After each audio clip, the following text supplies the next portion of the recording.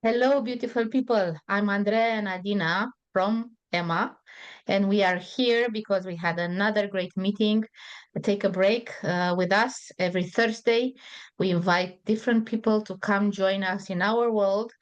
We talk a little bit about our method, which is break burnout, and we have a summer offer for that. And we today we talked about why does your brain not take holidays? Because everybody, and we heard a lot of people saying, you know what, I'm not okay, so I'm gonna take a holiday and then I'm fine. Is it true, Adina? No, for me it didn't work. I used to take holidays and even 2 weeks. I remember what was it? The first week I managed to kind of switch off and not think about work, and somewhere around the week two I managed to relax. But then when I was coming back, I was dreading coming back to the emails and everything. And I think this is a common thing that everybody does. And I know a lot of people are getting sick during holidays. I hope they understand that their nervous system and their body finally can relax, and different things that were put aside because of all the adrenaline was activated, and other things to priorities, everything that needs to be fixed in the body is starting to kind of surface, and that's why you get sick. That's why you say, oh, I'm on holiday and I get sick and all that. No, it's your body way of trying to heal itself. And it's important to understand that you cannot take holiday to solve problem. You should take holidays, but we've done also a very interesting visualization with the people there, which was to be on a beach and try to relax, and then an email pops up, something that you need to solve.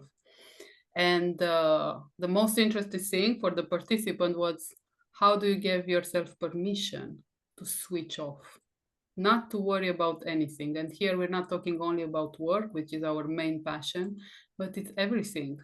Because your brain still thinks you are on holiday, your body is there, but your brain is solving things. Even a simple thing like, how do I book the return flight or the return shuttle to the hotel or whatever. Even that, you don't compartmentalize, you don't take a break. So it's not that I don't recommend taking holidays, but when you take a holiday, decide to switch off. And that is the connection between break burnout and what we talked about today.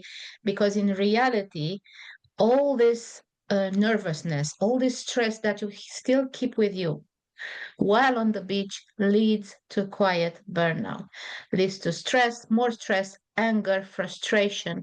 And in reality, you go back into the office, and the moment you turn on your laptop, you are flooded and you are go back into like a war zone.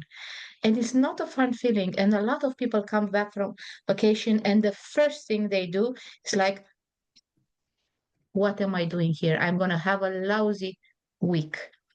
More than that, our method has three pillars. The first one is self understanding, self awareness. What am I doing? What are my thoughts? What are my emotions? What are my bodily sensations? So, we talked a little bit about what happens in the body with the nervous system, with the brain, because if you are in survival mode, if you go back to a war zone, your nervous system is not relaxed. So, again, it doesn't let you sleep, it doesn't let you think, you do mistakes. What happens with radical responsibility, which is the second pillar of our method? Or one of our participants today, and I'm going to quote because I wrote it down, said to herself, why don't you do the things you're supposed to be doing?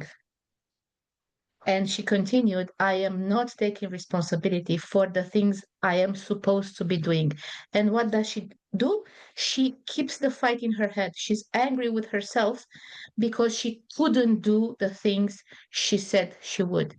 And she left in a holiday with laptop, with iPad, with phone, and she booked consultations while on the beach. And that's her with herself, the stories she tells herself to do one thing and then she can't. So she's in a fight with herself. It doesn't matter the scenery, that you're on a beautiful beach with friends, breathe, breeze on the skin, um, sun on sun, water. It doesn't matter. So how can change happen within this parameter? It can't. So that was what we discussed today. It was a beautiful conversation because what we do in a holiday, we still are, you still are you in a holiday. You're not different. You just take yourself from one place to another with the same nervous system. And in relaxation, that's why Adina said you'll get sick, because in relaxation, all things come. Let's say, we're free now. Let's bombard that person. Let's get all out. All have a voice. It was a really nice conversation. What else did we do except that beautiful visualization? I remember we talked about statistics, Yeah. and it was a big impact because, and I'm going to share with you, half, that's 1 in 2 UK professionals admit to checking their email on their phone while on holiday. Let's look at those statistics for a bit. Right? 51% means that half of the UK employees don't truly unplug. 78% of UK workers feel anxious because of backlogs or unread messages, meaning the stress is still alive in the system. 57% of UK workers say they work either sometimes or often during annual leave.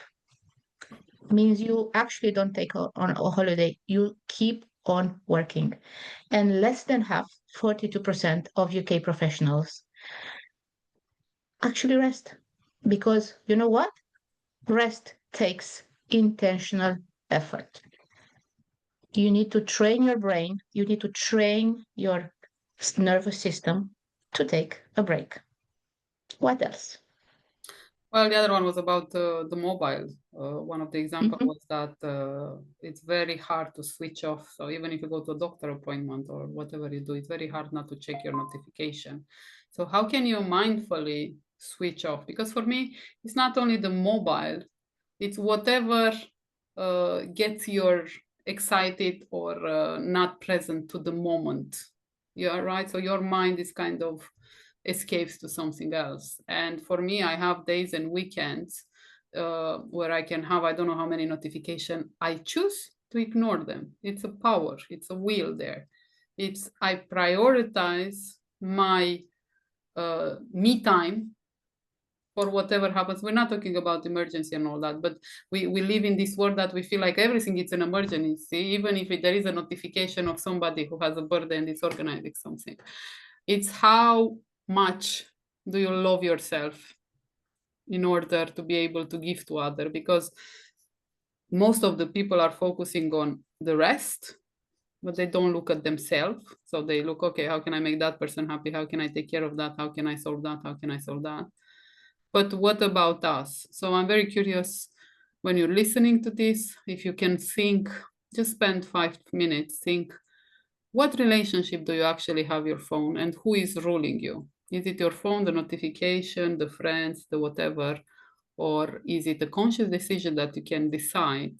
If it doesn't work like me, to just ignore them, what is a small step that you can take to take a break from your mobile? It's very interesting statistics we know, because we've seen that how many hours you spend actually on your mobile, and how many hours you spend with yourself, and how empty do you feel after you check what Facebook and Reels and all that.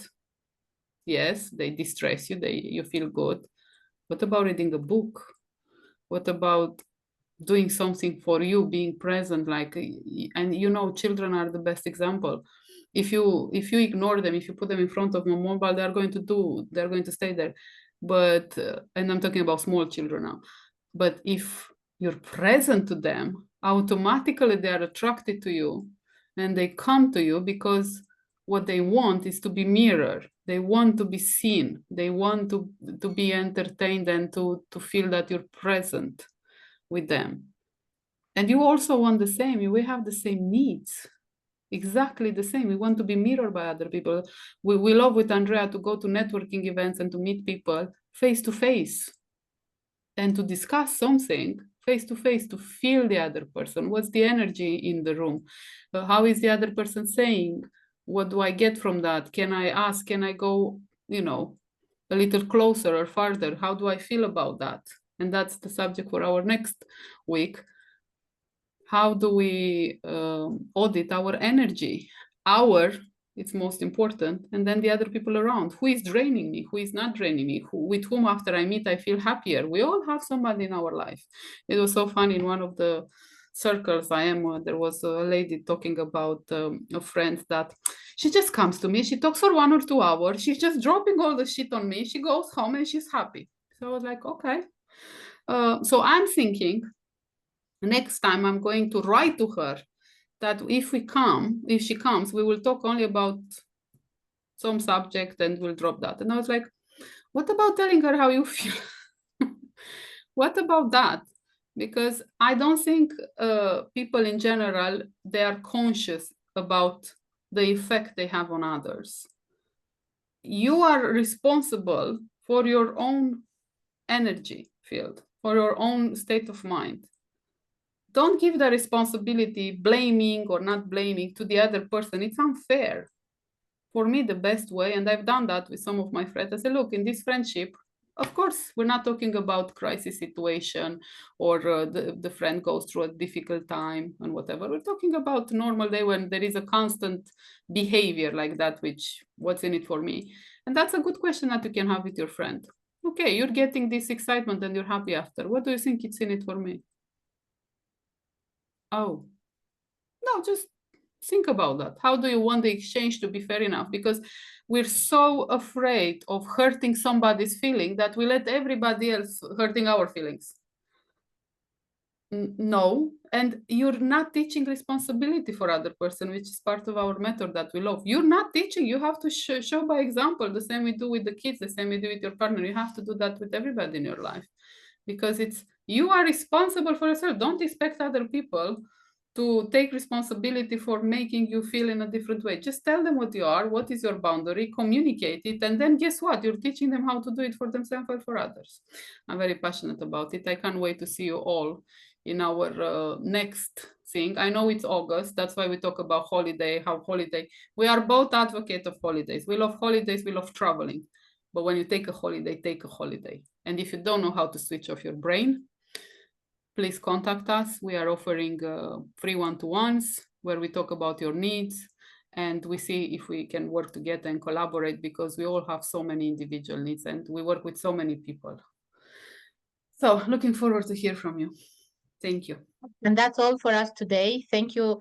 Thank you to the participants. We really had a rich discussion, and we left with one suggestion. And we're going to give the same suggestion for you. Feel free to complete on your own the sentence, I give myself permission to. And give yourself permission to rest. See you next time. See you.